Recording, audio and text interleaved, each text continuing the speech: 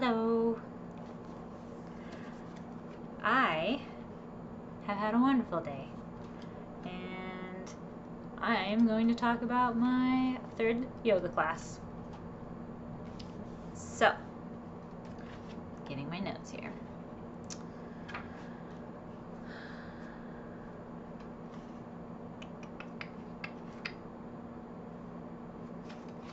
If I can find it. I put a lot of notes in between what class I took and then what I was reading. Okay. Yesterday's class, Sunday's class. We did a yoga practice. We did another vinyasa flow, which was a little slower than Saturday's, very enjoyable.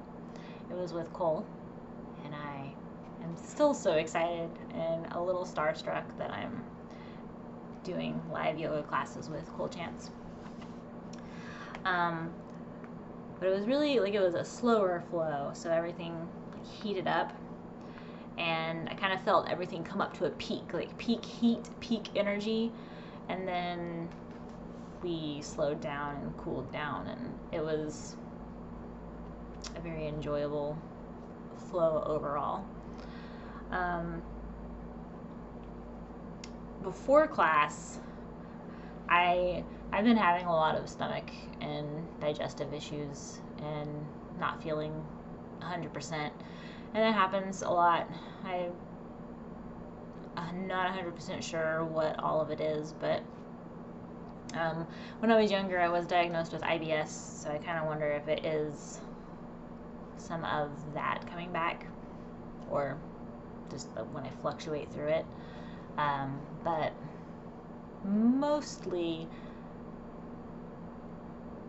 I think it's certain things I eat, and so I'm trying to figure out what affects me worse than other things and what I can eat versus what I can sneak by, because man, I love cheese, but sometimes it does not agree with me.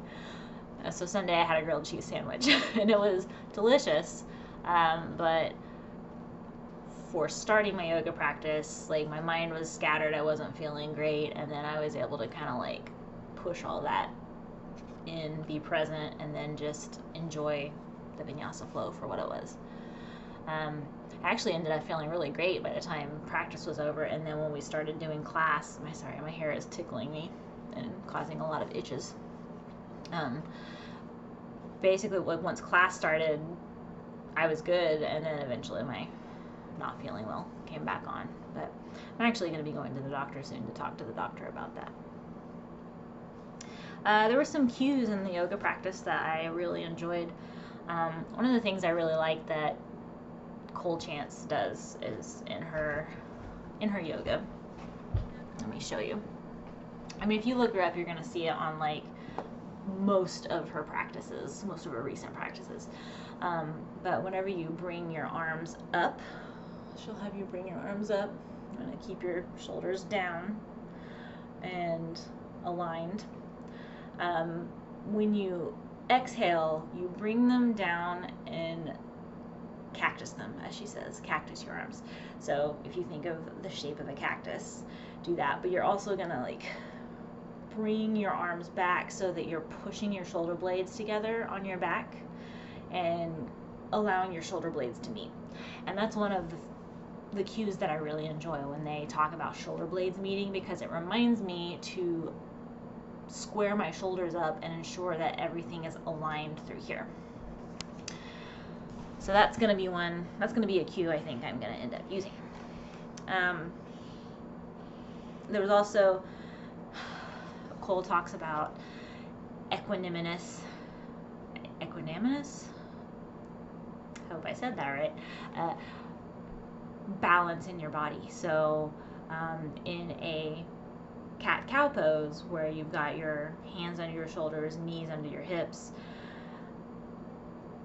you're gripping the mat, and you're kind of when you're doing your push and pull motion, you're also pulling the backs of your heels of your hands towards your knee, and your knee towards the heel of your hands on your inhale. And then on your exhale, when you're pushing everything out, you're kind of pushing away from the mat, and just kind of talking about the flow and push-pull nature of the way you can tense your muscles and constrict them so that you're adding a little bit more, not challenge, like a little bit more restriction to the pose so that you're activating your muscles. I found that to be really helpful, and it wasn't really anything I thought about before. Like, to me, cat-cow pose is stretching my ab area and my lower back. It's not activating other muscles, so to talk about that was really cool. Learned a new variation for pigeon. If people can't do regular pigeon, then you can do a reclined pigeon, which I have done tons of exercises before whenever I do Blogilates with Cassie Ho. She has you sit back, and when you are laying back with your legs, like, you put one in a figure 4. I don't even know if that's, like, if you can even figure out what I'm doing with my hands right there. Let me just back up here. So, like, if you come back, like, figure 4 is like this, and you can, like, stretch, but you're gonna want to do that on your back. Don't do that in a chair watching me. Do not hurt yourself watching a vlog about my yoga practice, please. But I didn't know that was a modification that you could do for pigeon. I love that because I love hip openers. We also went into Pranayama exercises, breathing exercises, and talking about Ujjayi Breath and Untitled Breath. Ujjayi focuses in the throat. It's kind of a smooth breathing, but you feel a constriction, and you keep your inhales and exhales even. It's also a very warming exercise. Breathing exercise warms you up, fires you up, gets energy going, makes things a little spicy, as Cole likes to say. And then Untitled Breath is a cooling breath. And I was curious, I was like, well, do you only use it for a cool down? But we actually talked about it, so you can use it if you're really jittery, if you have too much caffeine, like I often do, if you need to calm yourself down, if you're really anxious, if there's just a lot going on, but you need to, like, refocus your attention and get started on something. Untitled Breath is really good. Like I said, it's cooling, so it's lower energy, and there's modifications, like, to the way that you inhale in your mouth, and so we learned how to do that. And it was interesting to do them back to back because, like, I could tell when it put my energy up and warmed me up versus when it cooled me down. I'm actually going to do a separate video teaching that with a lot of disclaimers about how I'm not certified to do yoga teaching or any type of breathing exercise. So, just a reminder there. But I just think it's interesting because I kind of want to go over the cues and kind of watch myself, which is going to be very awkward for me. But it was nice to go over the breathing exercises and learn about that kind of stuff. The last thing we did, I need a book. Hold on a sec. Okay. I feel like I need to use my Untitled Breath because I'm really hyped up on stuff today. One, I would like to say I finished my Bhagavad Gita book. It was very illuminating, very interesting, and I can't wait to unpack it in class. Really cool. I will probably wait to talk about this until we go over some things in class because there's a lot of stuff in it. It is Hinduism. It's scriptures. It's a lot of really interesting ideals that really resonate with me, despite how long ago this stuff was made. Anyway, like I said, we'll get into it. Indian spirituality. Okay, so the other thing we're doing with Cole is we're doing a book club with everyone. Radical Compassion by Tara Brach. We read the preface in chapter 1, and then we talked about what they go over in there as being called trance, which is like,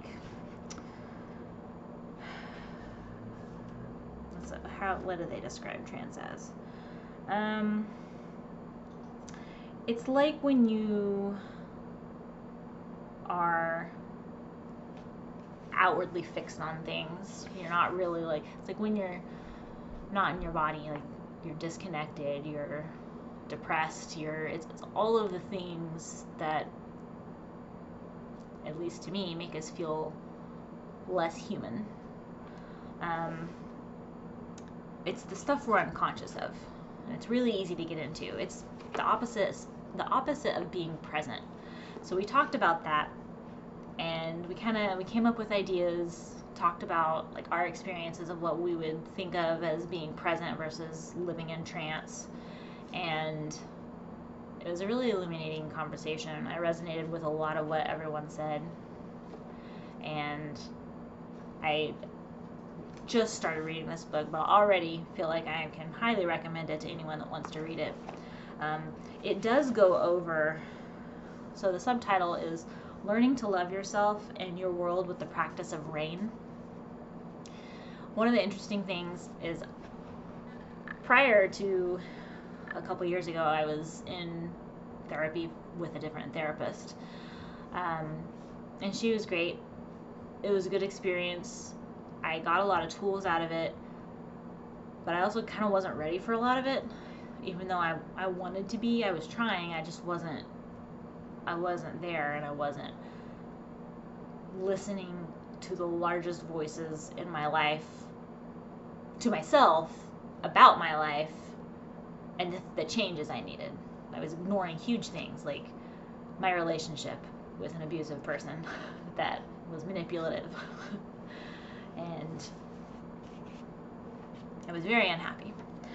But anyway, rain is one of the things that we talked about, and it just didn't click. It seemed dumb. It seemed like, yeah, I'm sure that works for some people. I don't even want to, like, it's not working for me. I can't deal with it. I don't know how to get there. It's too much. But what RAIN stands for, it's an acronym. It's to recognize, allow, investigate, and nurture. And it's just talking about taking a few moments with yourself, being present, recognizing what it is you're feeling, what you're going through, allowing that to happen, allowing yourself to feel those things, which is hard. Most people don't want to feel things. We're all human.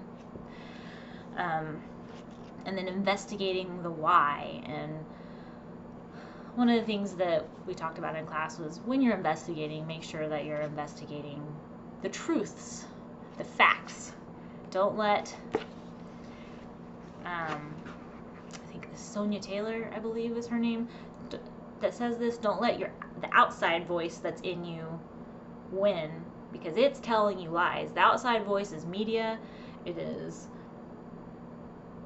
people that don't have your best interests in mind, even if they care about you.